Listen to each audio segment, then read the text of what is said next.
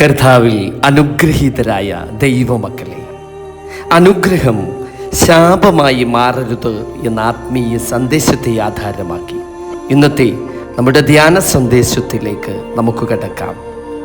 പരിശുദ്ധ തത്വമായ പിതാവും പുത്രനും പരിശുദ്ധാത്മാവുമായ ദൈവമേ, നിന്റെ വചനത്തിൻ്റെ പ്രകാശത്തിൽ തമ്പുരാനെ അവിടുന്ന് ഞങ്ങളെ നയിക്കണമേ.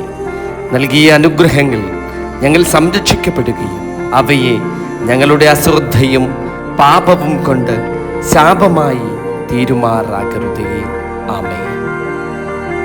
വാത്സല്യമുള്ള ദൈവമക്കളെ, ഇന്നത്തെ ധ്യാന ചിന്തയ്ക്കായി നാം തിരഞ്ഞെടുത്തിരിക്കുന്ന വേദഭാഗം സംഖ്യാപുസ്തകം 22-ാം അധ്യായത്തിൻ്റെ 12-ാം വാക്യമാണ്. ദൈവം ബിലെയാമിനോട്, നീ അവരോട് കൂടെ പോകരുത്, ആ ജനത്തെ ശപിക്കുകയുമരുത്, അവർ അനുഗ്രഹിക്കപ്പെട്ടവരാകുന്നു എന്ന് കൽപ്പിച്ചു. ആമേൻ. പ്രിയ ദൈവമക്കളെ, അനുഗ്രഹത്തിൻ്റെ സ്വഭാവം, ദൈവം നമ്മെ അനുഗ്രഹിക്കുമ്പോൾ അത് വെറും സമ്പത്തല്ല, ആരോഗ്യവുമല്ല, അത് ദൈവവും നാമും തമ്മിലുള്ള ഒരു ആത്മബന്ധം. ദൈവം ബിലെയാമിനോട് പറഞ്ഞു, അവർ അനുഗ്രഹിക്കപ്പെട്ടവരാകുന്നു എന്നാണ്. ദൈവം അനുഗ്രഹിക്കുന്നവരെ മനുഷ്യർക്ക് ശപിക്കുവാൻ കഴിയുകയില്ല. പ്രിയ ദൈവമക്കളെ, പക്ഷേ ഒരു ഭയങ്കര സത്യമുണ്ട് ഇവിടെ. മനുഷ്യൻ തൻ്റെ അനുഗ്രഹം നഷ്ടപ്പെടുത്താം. അനുഗ്രഹം എങ്ങനെ ശാപമായി മാറുന്നു? എബ്രായർക്കെഴുതിയ ലേഖനം 12-ാം അധ്യായത്തിൻ്റെ 15-16 വാക്യങ്ങളിൽ പറയുന്നു, ആരും ദൈവകൃപ വിട്ടുപിന്മാറുകയും വല്ല കയ്പുള്ള വേരും മുളച്ച് കലക്കമുണ്ടാക്കി അനേകർ അതിനാൽ മലിനപ്പെടുകയും ആരും ദുർനടപ്പുകാരനോ ഒരു ഊണിന് ജ്യേഷ്ഠാവകാശം വിറ്റുകളഞ്ഞ യേശാവിനെ പോലെ ആയിത്തീരുകയും ചെയ്യാതിരിപ്പാൻ കരുതിക്കൊള്ളുവീനെന്നാണ്. ആമേൻ. ലഭിച്ച ദൈവകൃപയിൽ നിന്ന് ആരും പിൻപോട്ടു പോകാതിരിക്കട്ടെ. നാം എപ്പോഴാണ് ലഭിച്ച കൃപയിൽ നിന്ന് പിൻപോട്ട് പോകുന്നത് എന്ന് അറിയാമോ? അഹങ്കാരം, അനുഗ്രഹം സ്വന്തമെന്ന് കരുതുമ്പോൾ, അനുസരണക്കേട്, ദൈവവചനത്തെ അവഗണിക്കുമ്പോൾ, പാപം, ആത്മീയ ബന്ധം തകരുമ്പോൾ, അലസത, ലഭിച്ച അനുഗ്രഹങ്ങളുടെ വില നാം മനസ്സിലാക്കാതെ പോകും. ഇവയാണ് ലഭിച്ച കൃപയിൽ നിന്ന് നാം പിൻപോട്ട് പോകുന്നത്. യേശാവിന്റെ കഥ നമുക്ക് സുപരിചിതമാണ്. ഉൽപ്പത്തി പുസ്തകം 25-ാം അധ്യായത്തിന്റെ 29 മുതൽ 34 വരെയുള്ള തിരുവചനങ്ങളിലാണിത്. യേശാവ് തൻ്റെ ആദ്യ ജനാവകാശം, അനുഗ്രഹം, ഒരു ഭക്ഷണത്തിനായി വിറ്റു. നാം ഇന്ന് എന്തിനു വേണ്ടി ദൈവ അനുഗ്രഹം നഷ്ടപ്പെടുത്തുന്നു? നമ്മുടെ ചെറിയ സന്തോഷങ്ങൾക്ക് വേണ്ടി, ലോക സുഖങ്ങൾക്കായി പാപത്തിൻ്റെ ആകർഷണത്തിലേക്ക് നാം വഴുതി വീഴുകയാണ്.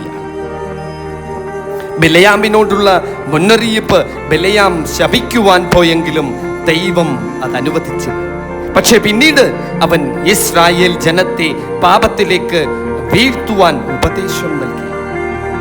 പെയോരിന്റെ സംഗതിയിൽ ബിലെയാമിന്റെ ഉപദേശത്താൽ ഇസ്രായേൽ മക്കൾ യഹോവയോട് ദ്രോഹം ചെയ്യുവാനും യഹോവയുടെ സഭയിൽ ബാധയുണ്ടാകുവാനും ഹേതുവായത് എന്നാണ് സംഖ്യാപുസ്തകം 31-ാം അധ്യായത്തിന്റെ 16-ാം വാക്യത്തിൽ നാം കാണുന്നത്.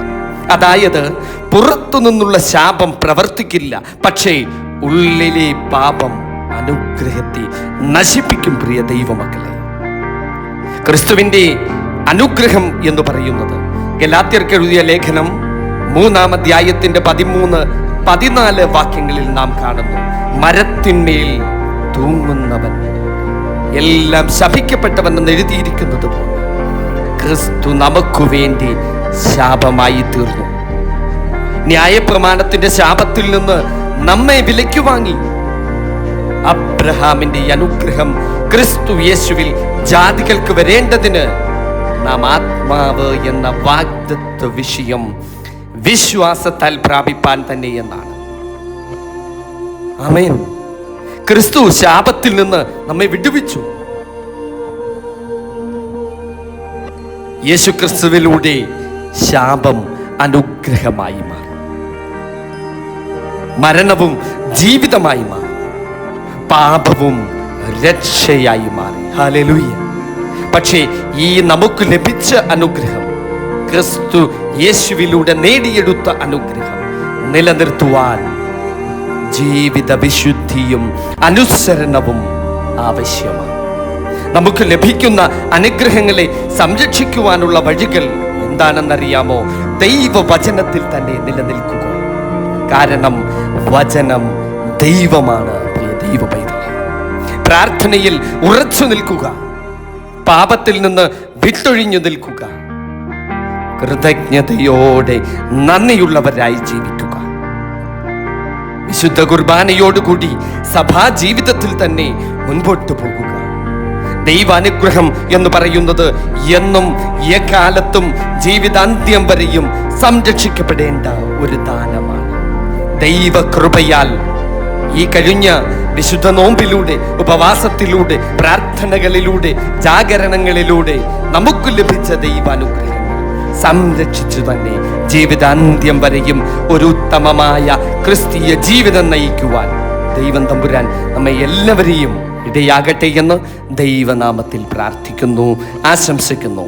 ദൈവം നിങ്ങൾ എല്ലാവരെയും, നിങ്ങൾക്ക് ലഭിച്ച അനുഗ്രഹങ്ങളെയും വാഴ്ത്തി അനുഗ്രഹിക്കുമാറാകട്ടെ. ആമേൻ.